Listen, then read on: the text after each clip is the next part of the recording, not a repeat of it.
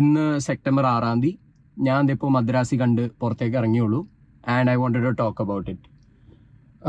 I want start off by saying ഇത് AR മുരുകദോസിൻ്റെ comeback ആണോ എന്ന് ചോദിച്ചാൽ അല്ല.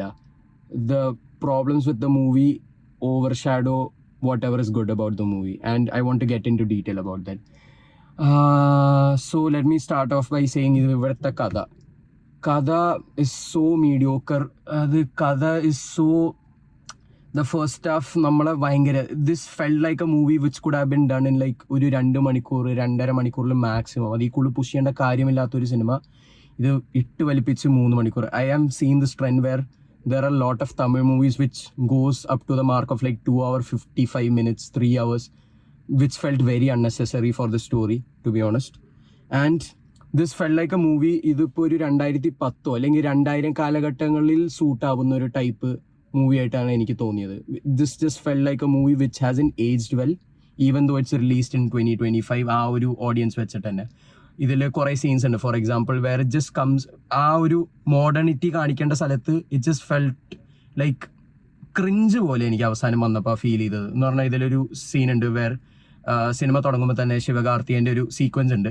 അവിടെ ഇപ്പോൾ കുറേ പേര് വീഡിയോ റെക്കോർഡ് ചെയ്യുന്നുണ്ട് which felt very mediocre to be honest. Rather than feeling like natural അല്ല. ഇറ്റ് വാസ് ഫണി, ഒരു ഫണി സീക്വൻസ് ആയിട്ട് അവർ ഉദ്ദേശിച്ചത്, പക്ഷെ എനിക്ക് അത് ഒട്ടും വർക്കായില്ല. And the only thing which I genuinely liked about the movie here in the whole sequences of things is the stunts were done practically. Like ഇവിടുത്തെ മറ്റേ കാർ എക്സ്പ്ലോഷൻസ് ആണെങ്കിലും മറ്റേ കാർ ഇടിച്ച് ഈ തുടക്കത്തിൽ തന്നെ ഒരു റെയ്ഡിന്റെ സീക്വൻസ് ഉണ്ട് ഒരു ഹൈവേയിൽ. അവിടെ ഈ കാറുകൾ ഇടിച്ചിട്ടുണ്ടാണെങ്കിലും യൂഷ്വലി ഇപ്പോൾ എല്ലാവരും CGI അല്ലെങ്കിൽ കുറച്ചും കൂടി പുഷ് ചെയ്യാനേ നോക്കുള്ളൂ. But I like the fact that they actually used like practical stunts and like sets rather than ഒരു CGI അല്ലെങ്കിൽ ഇത് FX കൂടെ കയറ്റാൻ നോക്കിയ സമയമുണ്ട്. Now my biggest problem is the story. The dialogues ഇവിടെ dialogues is so very mediocre. Like ഇതൊരു നല്ലൊരു പൊട്ടൻഷ്യൽ ഉള്ള കഥയാണോ എന്ന് ചോദിച്ചാൽ I don't agree with it. പക്ഷേ it could have been way better if the dialogues were written way well. AR Murugadoss തന്നെ ഇതിൻ്റെ കഥ, ഡയലോഗ്സ്, ഡയറക്ഷൻ, സ്ക്രീൻ പ്ലേ ചെയ്തേക്കണത്. And I feel like he tried to do too many things in like a small amount of time and it felt too crammed but at the same time too stretched. അങ്ങനത്തെ ഒരു feeling. ഇപ്പം അത് explain ചെയ്യാനായിട്ടാണെങ്കിൽ നമ്മൾ ഈ cinema കാണുമ്പോൾ നമുക്കറിയാം നമുക്കിത് വേണമെങ്കിൽ ഒരു 2 മണിക്കൂറിൽ തീർക്കാം. ബട്ട് അത് കഴിയുമ്പോൾ തന്നെ അടുത്ത സീക്വൻസ് വരുമ്പോൾ നമ്മൾ ഇത് എത്ര വലിച്ചു പോകും. പക്ഷെ ആ സമയത്ത് തന്നെ കുറേ സംഭവങ്ങളും നടക്കുന്നുണ്ട്. പിന്നെ ഇതിൽ ഏറ്റവും വലിയ വേറെ പ്രശ്നം എന്ന് പറഞ്ഞാൽ ഇതിൽ ഏജൻസി കാണിക്കുന്നുണ്ട്, NIA agency, national intelligence agency.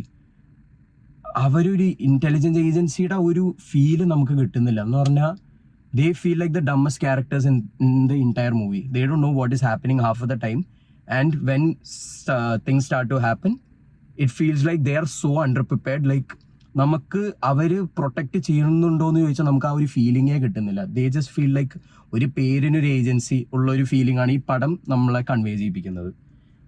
അപ്പോൾ എനിക്ക് ഇതിൽ കുറേ പിന്നെ dialogues did not work for me at all. കുറേ സീൻസ് ഇങ്ങനെ സ്ട്രെച്ച് ഔട്ട് ചെയ്ത്. മ്യൂസിക് അഗൈൻ അനിരുദ്ധിൻ്റെ ഇപ്പോൾ സാച്ചുറേഷൻ പോയിന്റ് എത്തിയെന്നാണ് to be honest for me.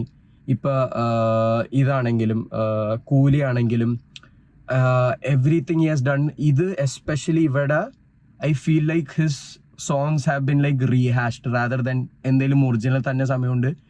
ഇത് എവിടേക്കോ കേട്ടുമറന്ന പാട്ടുള്ള ഫീലിംഗ് ആണ് എനിക്ക് ത്രൂ ഔട്ട് കിട്ടിയത്. സ്കോർ ആണെങ്കിൽ എനിക്ക് വർക്കായില്ല. It just felt very mid. Like ഒരു it wasn't amazing but it wasn't, I wouldn't say it was good either. ഒരു വല്ലാത്തൊരു not a reputable one to be honest. പിന്നെ ഇതിലിപ്പോൾ വേറെ ഇത് പറയുകയാണെങ്കിൽ cinematography, there are some genuine moments where I like.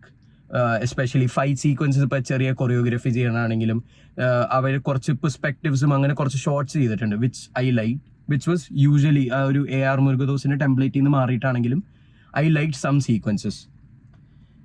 But I have to come to the biggest problem of everything right now, the direction. The direction was so bad in this movie. I don't know. I feel like AR മുരുകദോസിൻ്റെ സമയം, I feel like he's that director who's still stuck in his old ഗജിനിൻ്റെ സമയത്താണെങ്കിലും ഏഴാം അറിവിൻ്റെ സമയത്താണെങ്കിലും അവിടെ തന്നെ നിന്ന് അതിൻ്റെ മുകളിലേക്ക് പുള്ളി അപ്ഡേറ്റ് ചെയ്യാൻ നോക്കാത്തൊരു ടൈപ്പ് ഡയറക്ടറാണ്. അങ്ങനത്തെ ഒരു ഫീലിംഗ് ആണ് എനിക്ക് ഡയറക്ഷനിൽ കൂടെ ത്രൂ ഔട്ട് കിട്ടിയത്. ലൈക്ക് എല്ലാ സീനും ആണെങ്കിലും ആ ഒരു ഇപ്പം എങ്ങനെ പറയാ, ഒരു 50 വയസ്സുകാരൻ ഒരു 20 വയസ്സുകാരൻ എങ്ങനെ ആയിരിക്കും എന്നുള്ളൊരു അസംഷൻ വെച്ചിട്ട് നമ്മൾ പ്രസന്റ് ചെയ്യില്ലേ, ആ ഒരു ഫീലിംഗ് ആണ് എനിക്ക് ഈ പടത്തിന്റെ ആ പ്രസന്റേഷൻ തന്നെ എനിക്ക് അങ്ങനത്തെ ഒരു ഫീലിംഗ് ആണ്. Where he doesn't know what is happening, he is just assuming that this would how people would react or things will happen. And now coming to my last portion which is the പെർഫോമൻസസിൽ ഇപ്പോൾ പറയാനാണെങ്കിൽ Vidyut Jammwal was so underutilise, so he was so limited, but he did his job well. But I feel like we should have seen way more of him. He just spent half of the movie like being in a coma or just not being there at all, which kind of goes against the whole point, because Vidyu Jamal ഏതൊക്കെ സീനിലുണ്ടോ പുള്ളി നന്നായിട്ട് ചെയ്തിട്ടുണ്ട്. And അടുത്തത് Rukmini Vasant. I have to say she was my favorite character out of the entire movie. She did an amazing job. She felt like a genuine fresh of breath air in the entire movie. Like പുള്ളിക്കാരത്തി ആണെങ്കിലും ഒരു one dimensional character ആവാൻ അല്ലെങ്കിൽ ഏതെങ്കിലും ഒരു ആക്ട്രസിന് ചെയ്യാൻ പറ്റുന്ന role, but she still gave it some personality which I really liked about the movie. Now coming to the antagonist Shabeer, Kallarakkal and Vidyut Jammwal again very underutilized. Shabir, he had a small role, but he still did his job part very well. I wouldn't say amazing, but he still did his job well. Now coming to Biju Menon was so badly used in this movie, but he's such a talented actor, but the writing is the biggest problem here. His character was so underwritten and there was no chance for development. ഒന്നിനും ഉള്ള ഒരു ഇതുണ്ടായിരുന്നു, possibility ഇല്ലാത്തൊരു type character. He just felt like ഏതെങ്കിലും ഒരു typical ഇതുപോലെ. But the thing is Biju Menon can give that nuances. ആ ഒരു സട്ടൽ ഇത് പുള്ളിക്ക് തന്നെ കൊടുക്കാൻ പറ്റും. പക്ഷെ ഇവിടെ ആ ഒരു സ്പേസ് ഉണ്ടായിരുന്നില്ല പുള്ളിക്ക് പെർഫോം ചെയ്യാനുള്ളതാണെങ്കിലും എന്ത് ചെയ്യാനുള്ളതാണെങ്കിലും. Now coming to Sivakarthikeyan, there are moments where he shined, but then there are moments where he like completely missed. I would say this is that performance where he won't be he's remembered for. There are genuine moments where he's like amazing, but then there are moments where it's like I don't know what is he doing here. So I will give this like an okay performance for Sivakarthikeyan. And ഇപ്പോൾ overall മൂവിയിലേക്ക് വരാണെങ്കിൽ I have to say the movie is not my taste, not my cup of tea. എനിക്ക് ഇത് ഒട്ടും വർക്കായില്ല, to be honest. By the first half I was like I lost interest. The second half but to be honest, by the second half the movie got better. The first half was very bad. The second half made it bearable in my opinion. I'm not trying to trash the movie. I'm not trying to like do things like say bad things about it, but it's the way it is. You have to say the things for what it is, which is this movie is, I would say, a very bad comeback movie for whatever A.R. Murugadoss was planning. And compared to Sikandar, I would say this is a better movie, but is it still a good movie? No. So that's my thoughts about it. ഇതാണ് എനിക്ക് പറയാനുള്ളത്. I hope others agree with me. If you have anything to say about this, please comment underneath, and please like, share and subscribe this channel. Thank you guys.